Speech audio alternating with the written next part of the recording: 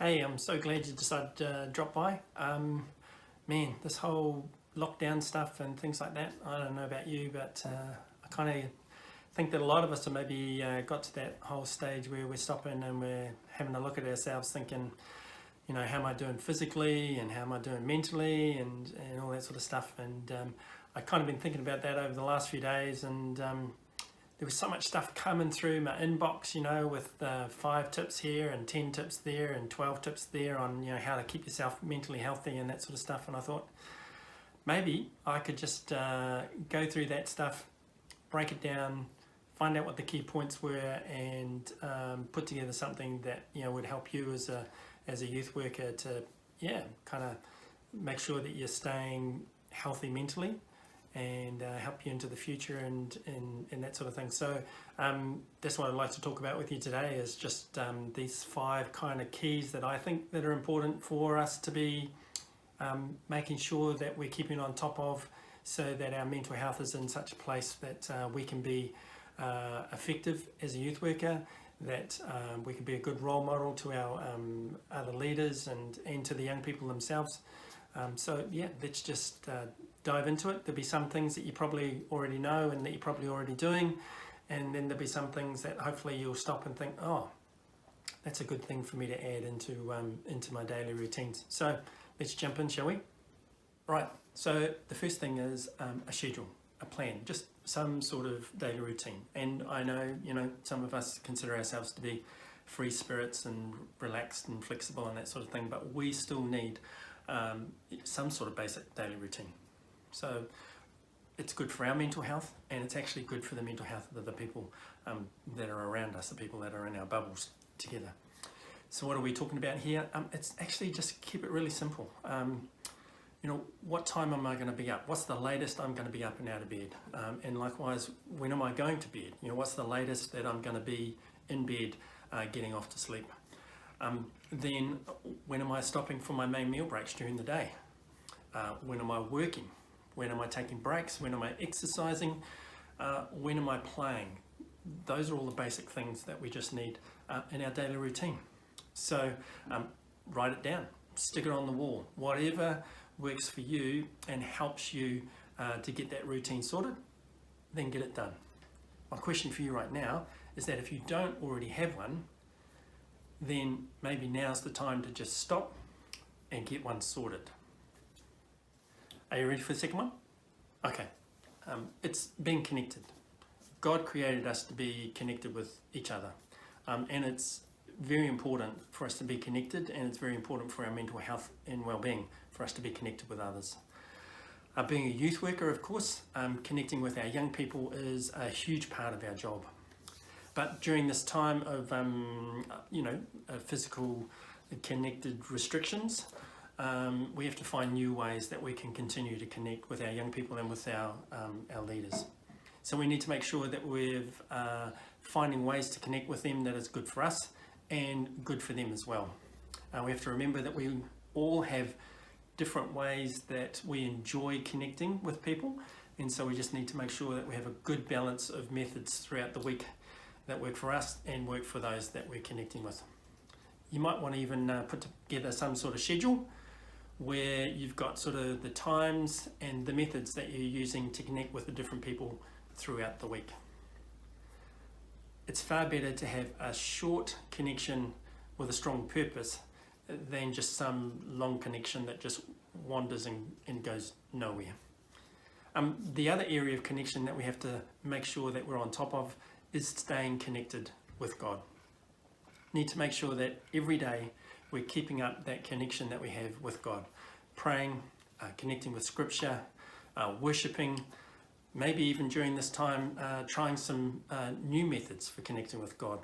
But whatever it is that you do, you need to make sure that your connection with God is regular and that it's happening every single day.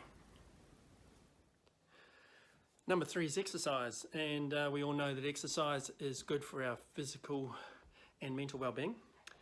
Exercise releases chemical into our system that our body and our brain need to function properly.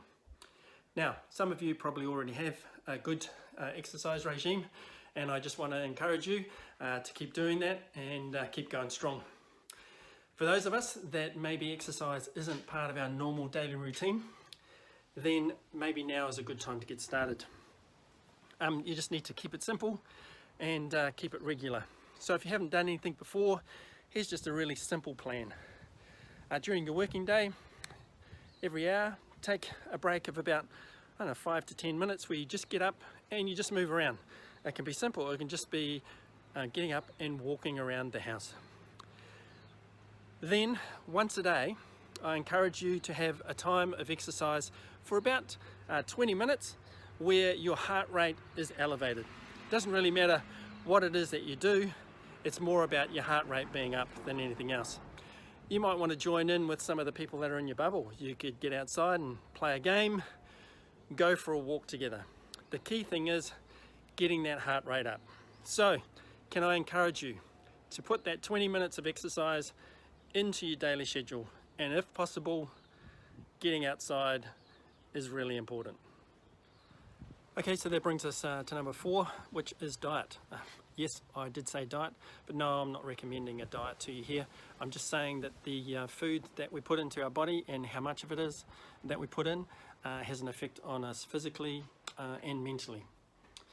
During this time of social isolation and maybe even having to work from home, often the breaks that we take do include food, and there's nothing wrong with that, but it's how much and what types that we're putting into our body that's important. I know that I've found baking quite relaxing during this time, but it means that when I come out into the kitchen, I have to be quite strong, and instead of just reaching for the baking or reaching maybe up here for the snacks that I've got, I have to kind of push myself and remind myself that I should be heading for the fruit bowl instead, because what I put into my body fuels it, and the better the food, the better my body runs and the better my mental health. There is one area of the diet that I'm having to work on, and that's staying hydrated. Water is perfect. You can certainly include the other drinks that you enjoy, but remember moderation for them as well. Being hydrated means that our brain runs much more effectively, and that's important for our mental health and well-being. Well, that brings us to the 5th and final one, which is time out. Yes, I said time out, and even raging extroverts need to take time out. Time out is just simply an opportunity for you to be with yourself, to relax, de-stress, recoup. It needs to be at least 20 minutes long, but if you like to do it for longer, then go for it. You need to just make sure that it's something that you enjoy doing, and it gives you the opportunity to relax and to withdraw from the world around you. You might want to include it in your time with God, and that's great, but just do what you like to do. If you have that favourite spot, like to read a book, have a drink, or maybe even get outside and weed the garden. Whatever works for you, you do it, but just make sure that you have time out included in your daily schedule. So that brings us to the end of our 5 things, but before we go, let's just do a quick recap. So number 1 was having a daily schedule. Number 2, of course, was staying connected, and don't let it overwhelm you. Make sure that it works for you and the people that you're connecting with, and remember to keep that connection going with God. Exercise was number 3, and keep it simple, keep it regular, and get outside whenever you can. Number 4, of course, was our diet, and we need to just watch what it is, how much it is, and how often it is that we're eating. Make sure we've got plenty of fruit and veggies, stay hydrated, and number 5 was time out. Here are some other key resources for you to look at and follow up around mental health and well-being for yourself, for your leaders, and for your young people. But please, if you are struggling in any way, please make sure that you reach out to someone and ask for help. There is a helpline, 1737, that you can text or you can call, and they will help you out there. Or please get in touch with a friend or someone that you trust. Don't sit there and keep it to yourself. Make sure you open up and talk to someone. God bless. Take care.